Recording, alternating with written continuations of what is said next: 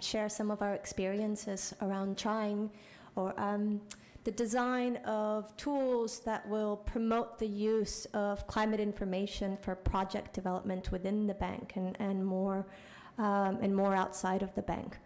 My role, I should say, within the bank is to promote the use of climate information, the good use of climate information, and so I will be speaking very much from that perspective and hope that some jet lag-induced tiredness may not affect the timing of my presentation, as everyone else has been so good at this. So as Josefina mentioned, I'm presenting this on behalf of a team of people, my colleague Anna Booker in the climate change team, and my colleague Vladimir Stenek, who works with the International Finance Corporation.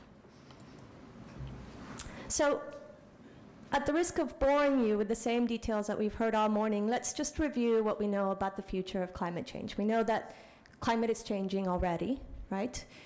We know that from 1790 to today, average temperatures have risen around the world by about 1 degree, 0.8 degrees, and that most of that change has actually come about from the 1970s on, through the era of the Industrial Revolution. We've also seen an increase in the incidence and intensity of weather-related disasters. So the number of weather disasters today is 3 times higher than it was in the 1980s. And that has significant impacts on both the lives of people and the costs of addressing these risks. For example, average costs have risen in responding to weather-related disasters have risen by 11% a year since 1980. In the US alone, we've had 96 major weather-related disasters in the last 30 years, to the tune of billions of dollars, perhaps even trillions in terms of impacts. In addition to that, if the climate change case cannot be made from an economic perspective, there is an increasing ecosystem of regulations and standards that are currently being developed that are going to force us to look at the climate change issue in slightly more detail than we've been forced to do before. Among these are the new SEC regulations really aimed at providing some measure of the potential risk from climate change to individual investments or projects, sorry.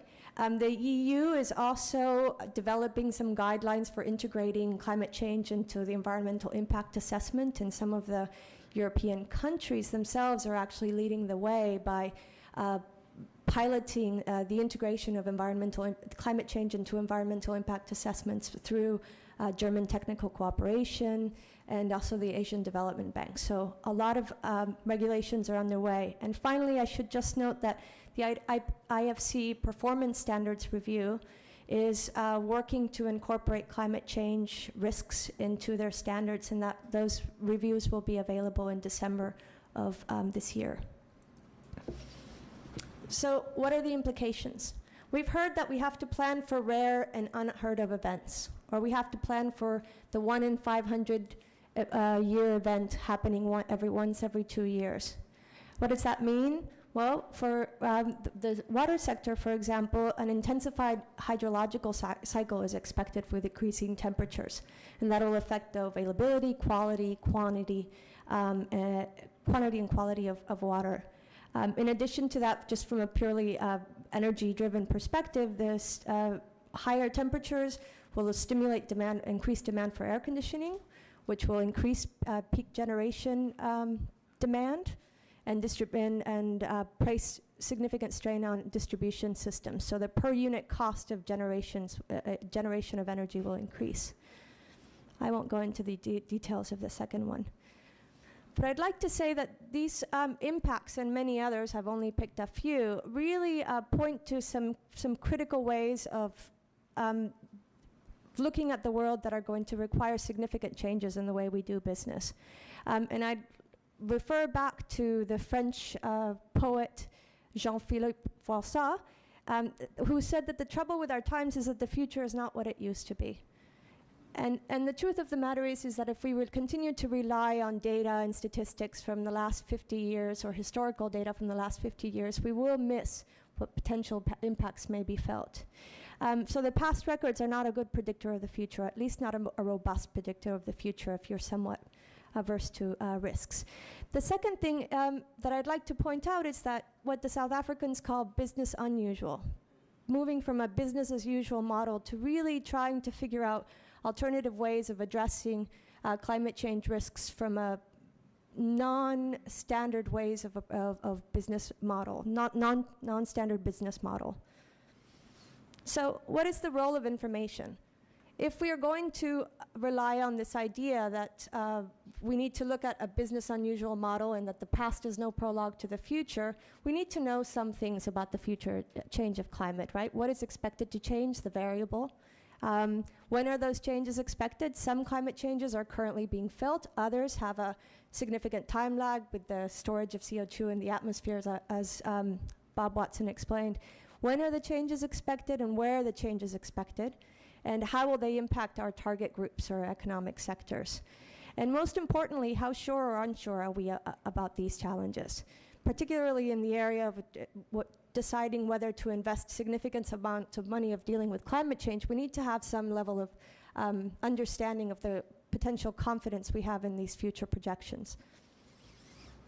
So in order to address these questions within the climate change team and the bank, what we decided to do is to build a portal which really simplifies access to the use of the best available climate information that allows projects to evaluate risks and opportunities posed by climate change. And by best available, I mean something very specific, so just bear with me and I'll go back to that.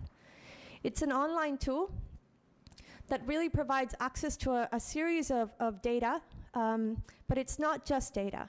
It provides access to tools and functions that will allow users to transform that data into information. And perhaps through a series of guidance documents and step-by guidance, it will also provide that a step towards translating that information into actionable knowledge. So from a climate perspective, we have historical data. That's the baseline data in addition to climate variability from 7,000 meteorological stations worldwide. So these are actual observations. You can get trends for nearby stations. From a climate change perspective, we have future models, 16 future models of climate change. These are straight up GCM models as opposed to the downscale data that Evan's tool is presenting. And we have mean and change values for rainfall and temperature, which are useful, but not necessarily that useful when you're dealing with potential impacts. So we also have derivative statistics. For example, the duration of the dry season, things that we can calculate from these GCM models, the intensity of rainfall events. And then the change is also projected to the 2020s, to the 2030s, to the 2040s, from what we consider to be a climatological normal. And then the tool, through a series of visualization functions, allows you to explore the degree of confidence that we have in a model's representation of the future. For example, in this chart, what you see in the black line is a proxy measure of the historical climate, and the other lines are actually how well the models represent the historical climate. You can see very well that the models, at least in this chart, represent the seasonal cycle very well, but some of them rather elevate the rainfall season significantly. So it's just a way of trying to quality control the models that you're using for making decisions. In addition to that, we've partnered with many of the leading institutions looking at impact assessment to provide synthesized output from impact models. One of them is crop growth models. You can look at the change yield of the 5 major cereal crops in the world in 2020, 2060, 2080, under various different management conditions, whether it's rain-fed or irrigated or CO2 fertilization is included. We also have some indication of the historical occurrence of disasters and the economic cost of disasters. And then some data that is coming online in December, which is looking at the change in water resources in the future. So let me just go back. Let me just say that it's not just limited to climate information. We know that climate impacts can and will differ for different people in different sectors at different periods, and that is a function of the vulnerability of those sectors. So we have some indicators of vulnerability that we pulled from the World Bank portal that we believe are proxy measures of adaptive capacity at the local level, and all of these data are linked. Okay, so just to summarize, we have some additional developments underway. These developments are really sector-driven. Now that we have the issue of quality control data on hand, we're looking to provide data that is specific to certain locations. We're turning the climate change lens back down to the local, regional, and national levels. We also have a series of synthetic products. These synthetic products are really meant to provide snapshots of the sector of interest. In this case, this is disaster management and climate change through a climate change lens. So what are the major changes projected?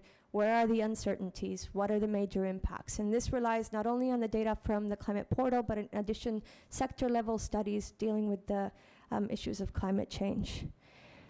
We also have a rather significant and involved training and outreach program that is tasked with the role of trying to encourage the appropriate use of climate information for decision making. And among the challenges we face within this outreach program are the following. The first is that in a real world, project decisions are made by gathering information, conducting an impact assessments, developing a policy, and then making a decision. But in the real world, we know that those decisions are actually made throughout the project cycle. So we're looking for entry points into the project cycle for climate information so that it has the greatest impact to support robust decisions. In addition to that, there are many cases in the development community where climate information is not necessarily important for, or climate model information, I should say, is not necessarily important for certain decisions. For example, if you're looking at annual crop rotation, you don't need to look at GCM models, you need to look at historical variability, try to factor in some potential future risks, but really trying to match the scales of planning decisions to the scale of information available. And one of the things that we're really working hard to do is to avoid the tendency or the desire to prevent perfect information from becoming the enemy of good enough to act.